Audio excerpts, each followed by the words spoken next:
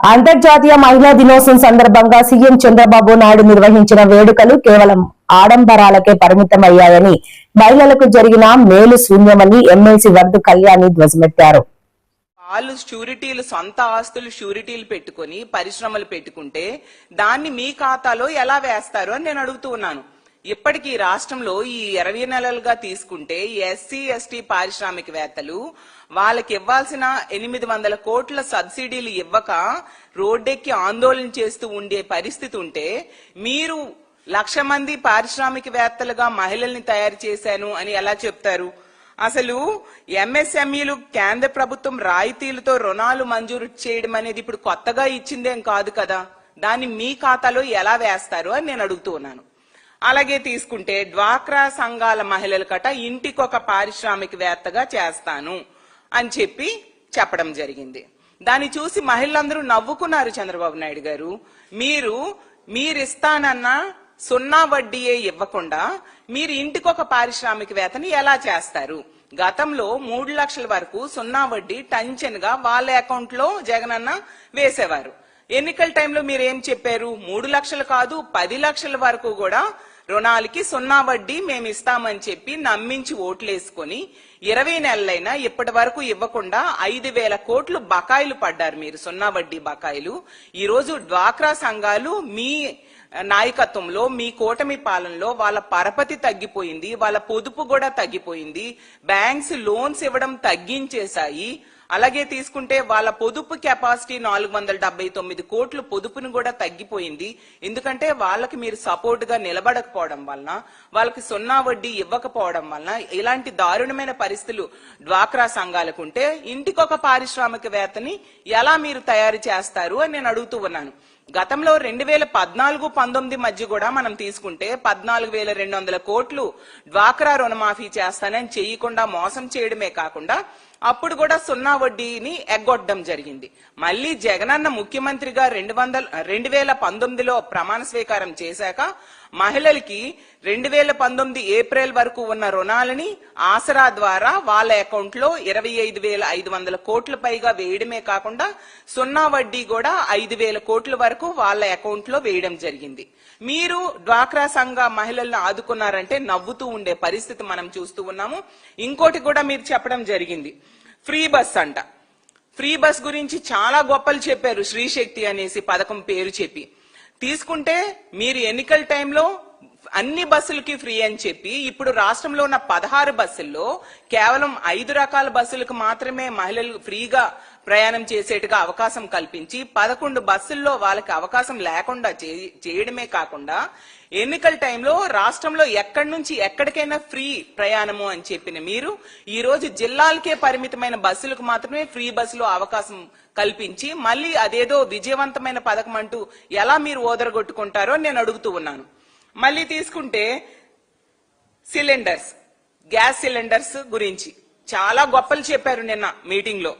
అసలు ఈ రాష్ట్రంలో 1,59,00,000 మంది ఎల్పిజి గ్యాస్ సిలిండర్స్ ఉంటే మీరు 55 లక్షల మందికి ఎగ్గొట్టి మీరు ఏ విధంగా దాన్ని పూర్తిగా అమలు చేశామని చెప్పుకుంటారని నేను అడుగుతూ ఉన్నాను. అలాగే తీసుకుంటే తల్లికి వందనం గురించి కూడా చాలా గొప్పలు చెప్పారు. ఏదో మహిళలకి మేలు చేసేస్తాను, చిన్న బిడ్డలకు మేలు చేసేస్తున్నాను అని చెప్పడం జరిగింది.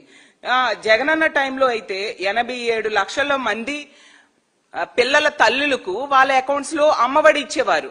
మీరు మీ కూటమి అధికారంలోకి వచ్చాక మొదటి ఏడాది తల్లికి వందనం ఎగ్గొట్టడమే కాకుండా ఇప్పుడు ఇచ్చిన దానిలో కూడా 87 లక్షల మందిలో 20 లక్షల మంది పిల్లల తల్లులకి వాళ్ళ అకౌంట్ లో డబ్బులు వేయకుండా ఎగనామం పెట్టి, అలాగే 2వ ఏడాది 15,000 అని చెప్పి 13,000 మాత్రమే వేసి ఒక్కొక్క బిడ్డకు మీరు ఇప్పటికీ 17,000 రూపాయలు ఎగనామం పెట్టి అది విజయవంతమైందని ఎలా చెప్తారు చంద్రబాబు నాయుడు గారు అని నేను అడుగుతూ ఉన్నాను. అంత దారుణంగా ఈ రాష్ట్రంలో మహిళలకు మోసం చేసి ఏ విధంగా మహిళలకి చాలా చేసేశాను అని గొప్పలు ఎలా చెప్పుకోగలుస్తారు? మీరు సాధించింది ఏంటి అని నేను అడుగుతూ ఉన్నాను. ప్రతి దానిలో కూడా డ్రామా డ్రామా డ్రామా. అసెంబ్లీలో పూర్తిగా డ్రామా మనం చూసాం, అసెంబ్లీ బయట కూడా డ్రామా చేశారు. అలాగే నిన్న మహిళా దినోత్సవం రోజు కూడా డ్రామా తప్ప ఇంకేమీ లేని పరిస్థితి. చంద్రబాబు నాయుడు గారి నాయకత్వంలో ఈ ప్రభుత్వాన్ని, ఈ కూటమి ప్రభుత్వాన్ని ప్రజలు అంటూ ఉన్నారు, ఎన్డీఏ అంటే నేషనల్ డెమోక్రటిక్ ఎలియన్స్ కాదు, ఎన్డీఏ అంటే నారావారి డ్రామా అడ్మినిస్ట్రేషన్ అని ఈ రోజు మహిళలందరూ అంటూ ఉండే పరిస్థితి.